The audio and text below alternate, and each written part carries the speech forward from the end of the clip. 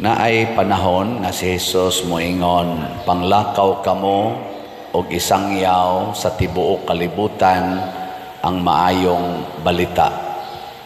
Karon sa dinhi sa atong ebanghelyo niingon sad siya, ayaw gyud mo panugilon kang bisan kinsa. Nganong iya manggidid-an ang mga butang nga naayo sa dili pagpanugilon usa kang bisan kinsa, nahibaw mo? Wa mo kibaw? Nya mi patuo ba ang duha ka butang? Mi patuo sa iyang gisulti? Matod pa diri apan milakaw hinuon sila o gisangyaw gyud nila sa tibuok lugar ang nahitabo. Nga igsuon, ang Ginoo mo kuan gyud na nato, mo hatag og kahigayunan nga motubo ta sa atong relasyon ngadto niya. Daghan nato nindot gyud relasyon sa tao nga makahatag sa atong gikinahanglan. Mangita kita ng mga tawhana. Kung pananglitan, tao na, ato ginang pangitaon. Nagmisa ko og usa ka parokya, diha dayoy nagdagan paghuman akong misa, duha ka buok nagdagan, nangutana nako, naka-clerical ko, ngutana, sir, naas padersyano? Nagdain taog resita, naas padersyano sir? Nako, wa man ko kaila ana. Saylo din ko ngadto. Saylo ko, na akong nadunggan nga urag nangutana dito sa mga uban ko, naas padersyano? Nakasakay na ko sa sakyanan, padong namularga, nagdagan na sa sila gikas babaan sa simbahan, dagan nga to padong sakyanan. Padir, maluoy taon ka na mo, padir, ikaw mo di si padersyano? Ana. So, kabuang sila dagandagan kay nangitang padersyano, yang ilang gipangutana si padersyano. Unsa man na, nahimo silang suod ni aning maong tao tungod sa ilang panginahanglan. Mausad ni ang duha ka buta. Nihapa sila sa tiilan ni Jesus, kay nakadungog sila nga si Jesus gamhanan kaayo, daghana kay siya giayo nga mga masakiton, mga buta, mga bungol, mga bakol, mo nang nakigsuod sila ni Jesus. Ug sa dihang gihatag na ni Jesus ang ilang gipangayo nga makakita na sila. Unsa may sunod na hitabo? Dahil wa na sila'y pakialam og unsay gisulti ni Jesus. So naayo ang ilang pagkabuta, napulihan og pagkabungol. Lain na sa tong ayuhonon, bungol na sad sila niya. Dili ra ba to bungol nga physical, bungol nga espirituhanon. Kana bang harian nata sa atong garbo, sa atong gugma, sa atong kaugalingon, mabungol ta. Kana bang muangko na ka nga, total, kakita na bitaw ko, ako na'y magbuot. Ako na'y magbuot. Makahimo na bitaw ko, ani, ako na'y magbuot. Unya, kung tanaw gay na to, dili na sa ta makahimo, ala, ampo na sad. Muna diri sa atong unang pagbasa, niingon diri ang Ginoo, kamong mga taga-Israel, nga gidaog-daog karon, mapariha mo sa Lebanon nga bisan og wa siya'y kakahuyan sa pagkakaron, tugkan siya kahoy, lasang og tuburan. Akong ninduton ang inyong kinabuhi nga mga dinaog-daog. Nganuman, kay kaning mga dinaog-daog, kaning mga nagkalisod-lisod, kining mga tao nga ubos kay kahimtang o tagaag mga inhustisya, mao ni sila'y dali kayong muilas Ginoo, magpakitabang sa Ginoo. Nya malipay gid ang Ginoo basta mutuo ta nga siya makatabang nato. Lingi ay mong tupad. Ingna sa imong naong nituo ka nga ang Ginoo makatabang ana. Ingna Kinsay mo tabang anang imong naong, ang parlor o ang Ginoo? Ha? Kay kita ra ba? Adto ra ba ta magpatabang sa parlor? Muna inig-ingon nga, kolore imong buhok, color sa dayon. Kiskis sa imong kilay, kiskis sa dayon. Sa imo ba yung problema nga, daghan na kag mga anak, upat na kabuk imong anak, di biya ka magpatabang sa Ginoo, adto ka magpatabang sa tigsuksok anang ayudi, tighatag anang mga pills, tiglaygit, adto ra ba ta mo duol usahay mo sangko pa sa pagduol ngadto sa tig-abortion. Mga buangon kita sa tanan sa atong kakabos, di ba yata mo duol kasagaran sa Ginoo, adto ta mo duol sa tighatag og ayuda, kanang maghatag-hatag og ayuda ba? Nya honghongan dayon ka, ay kog kalimti karong eleksyon ha. Adto kita magyampungan, ingon naay rally diha, adto dayon ngano man daghan kay gihatag ayuda kay naa ni pundong dako-dako. Malimot na ta pag-ingon Ginoo, tabangi mi nga bati naman kining among political situation, daghan naman kayong korupsyon, daghan naman kayong kwartang nangawa, daghan naman gubot ani ang among mga leaders gagubot naman ni, daghan mga panaad nga wa matuman, tabangi in taon mi Ginoo nga makamaoming mupili sa angay namong pilion. Ana unta dili kay mag-agad lang yapon ta ng ayuda-ayuda, unya giunay lang ta pagluto sa atong kaugalingong mantika, kay kanang ilang gigamit pag-ayuda kinurakot na nila gikan sa atong kwarta, sa atong mga buhis. Huway manghatag sa ilang personal nga kwarta, ang ihatag nila kasagaran kanang gikan sa atong kwarta diha sa gobyerno nga ilang gikurakot. Maunay kusog kayo manghatag og suborno aron butaran, ayaw na nagbutari. Magpatabang tas Ginoo, enlightened as Lord, nga makakita unta ko di ta ko mabuta sa pagtan-aw sa kamatuoran. Kay daghan kay nato karon gibutaan, gilibog ta. Nya matud pas unang pagbasa, kanang mga taong bangis, kanang mga tao nga nangilad sa mga inosente, kanang mga tao nga nagsigi og hatag og inhustisya sa mga kabos, wag tango na sila sa Ginoo. Magtangon, di ta mo salig diha. Muna ang atong tubag sa Salmo, unsay atong tubag sa Salmo? Ha? Ang Ginoo kusga. Ang Ginoo mao ang akong kahayag ug akong kaluwasan. So, mangayo gitag lamdag sa Ginoo mga igsoon. Pananglitan na itaw mo ingon ninyo, pamalit mog slots para sa simbahan. Unsa man na, makaayo na ninyo o makadaot? Kusga. Kung naay mo ingon ninyo, dawatan ning tag 5,000, tag 10,000 para ni sa sunod nga eleksyon, makaayo ni ninyo o makadaot?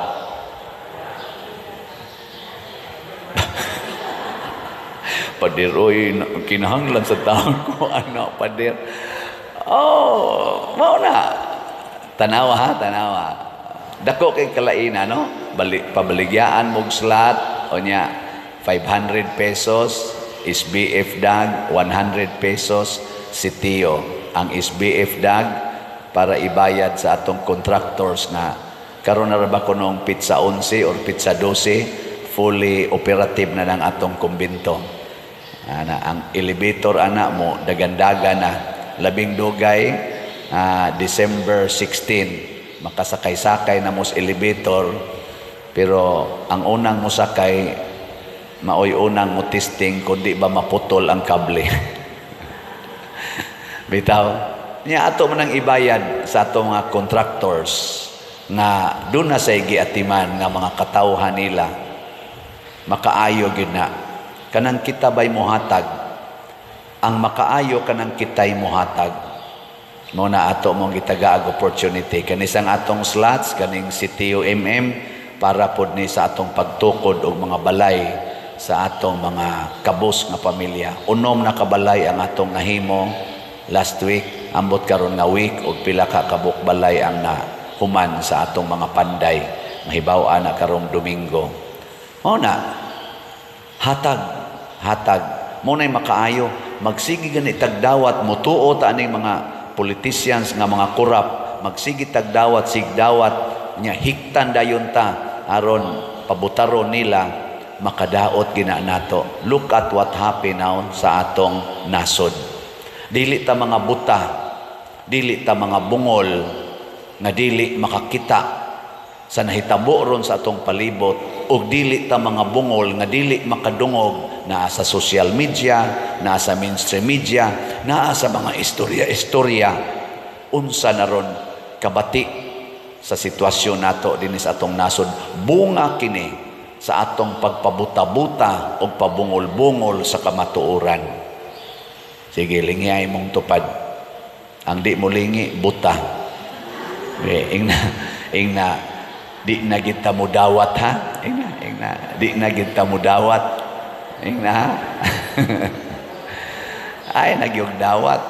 Basta na gani manghatag, o niya, mangayo dayon, o ayaw kong kalimti, kana, ayaw ginagdawata.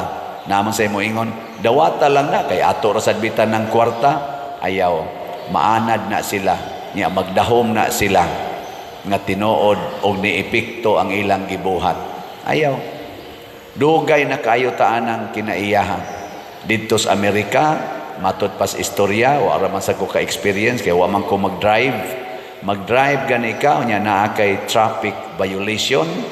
Inig dakop nimo sa pulis mo aksyon gani kag hatag mo samot kadako ang imong kaso. Bisan pag government official ka nakadungog ko ana asawa man tingali to ni Arnold Schwarzenegger nga nahimong governor sa LA mataw si Arnold unya dunay violation nya ni paila siya diingnan hinuon siya sa pulis. The more you become very careful asawa day kas gobernador ikauaw kay na nimo nga mohimo kag traffic violation ambo tinuod ba ng istoryahan why gisanto nya gadagan mi dito magkidlap-kidlap na kanang tong nagsakay ko sa nagdrive nako from LA to from ito batingay mi ato dapit sa may LA ngadto padong sa Las Vegas layo kay na nga bayahe yan ay mga highway patrol ingnan day kos ga-drive nako pader mao na mga hari sa karsada way gisanto ana way giila ana bisag government official pa ka o government official ka mayon ka ako ang mayor ingon mayor mas mo tahod unta kas balaod kay ka may executive anaon ka haod kay na sila. Pari ko. Pader, sige man kagwali. Wa man day kay batasan. Undang nala sa imong pagkapari. Anaon na. Pero dinis ato. One way man ni sir. Pari rabako. Pader, sorry kay pader. Sige, lahos pader. Mao na ato din eh. Nya gipahimuslan sad na. Nindot ba yan ang kinaiyaha? Compassionate ka. Basta wa lang sad tuyua. Pero gipahimuslan na kining atong pagkamaayong tao, kining atong pagkamaikogon, kung naa kay ranggo, pahimuslan na sa mga buangon, ang Ginoo maglagot ana, mo na paphao na sila. Hastang ilang mga project, mapapha, di na mahinumduman. No, mapapha Unya, ang mo fact check, ang Ginoo, pinaagi sa nature. Ana, mauna, careful ta. Dili ta magsigig pangayo kung dili magsigig panghatag. Kung mangayo man tas Ginoo, dili na para nato kung dili mangayo ta aron ipanghatag sa mga taong dili makapangayo. Ako nagsigig kog pangayo ninyo, hutda na nigpalit atong slot kay kahibaw ko ang mga panday, ang mga pobre nga way balay dili makadiritsog pangayo ninyo. Ako'y magpakauaw, ako'y mubarog pagpangayo niya akong ipahimo sa ilang mga kinahanglan. Muna, salamat sa namati ang atong SBF DAG as of yesterday niabot ng atong halin og 45,000 307. Salamat ninyong nanghatag, pero naapay 14,693 ka slots nga available, tag 500 pesos per slot. Naasad ni siya 16 slot challenge, tag 8,000 per challenge. 335 na sa ka-challenge ang atong nadawat. So, salamat kay ninyong nagpakabana nini. Nya kanisang atong si TUMM, naghandom ko, nangandoy ko, nga mahurot na unta ning karong simanaha, niabot ng atong halin o 64,826 ka slots, naapay 5,174 na lang gyud ka slots nga available, tag 100 pesos per slot. Nya napatay tukuronon nga balay nga mga 55 ka balay, 6 houses pa ang atong nahimo. Naasad ni siya 61 slot challenge nga tag 6,100, niabot na sa 312 ang atong 61 slot challenge. Naasad tay lugaw para karong Misa de Gallo, 63 ka slots, tag 3,500 per slot. Nakadawat na sa tag siyam, 9 ka slots, 54 na lang ang kuwang. Pakpakan nato ang ato mga slotters. Kaning atong lugaw, mao ning gitawag og feed the hungry. Kay kung magsimbas Misa de Gallo, kaadlawon ba yun nahagnaw kay mong tiyan inighuman, labi ng tiyan spari. Na og makakaon og lugaw, you feed the hungry. Unya, ang ato sad nga pagpakigsuod ni Maria, ang atong pista sa atong kaning Immaculate Conception, pagahimuon dili sa December 8 kanaigo og Sunday adto na sa December 9. Naasad tay kanang early nga kaning gitawag na to Biblical Rosary, panguluhan na sa PYCC alas 4:45 sa adlawon, ika-Lunes pitsa 9, nya misa alas 6, misa alas 12:15, nya nga atong high mass kung celebrated mass inig ka alas 6 sa gabi. Nya human ana na gamayng snacks, Advent recollection dayon dinhi sa atong parokya. Tanang parishioners akong gidasig sa pag-anhi naa say pangumpisal para niining Advent season. Wao sa tang atos mga kapilya, mag-anad-anad ta nga magpundok diri sa atong simbahan. Muna ato mga chapel leaders akong gihangyo manganhita. Nya naasad tay paghalad sa Ginoo sa atong mga kinabuhi karong December. Ato na ning ginahimo for several years kaning ikha, edad ko, halad ko. Nya unsaon man natong imong edad, tagaig financial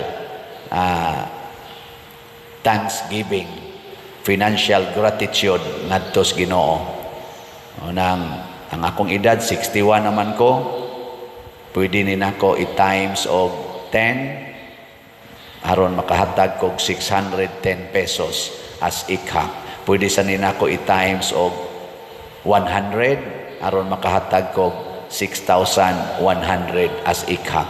Pwede sa nina ko i-multiply by 1,000 aron makahatag kog 61,000 as ikha. Asa man kay akong ihatag ana kung kamoy pahukmon. Unsa may akong angay ihatag? 610, 6,100, or 61,000? 61 pesos. So pesos lagi din.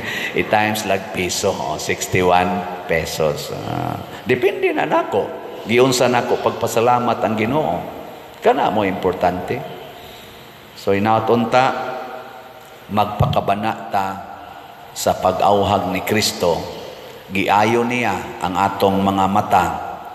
Gusto niya nga makakita na ang atong kasing-kasing, makadungog na ang atong kasing-kasing sa iyang mga sugo aron tinuod tang mahimong malipayon.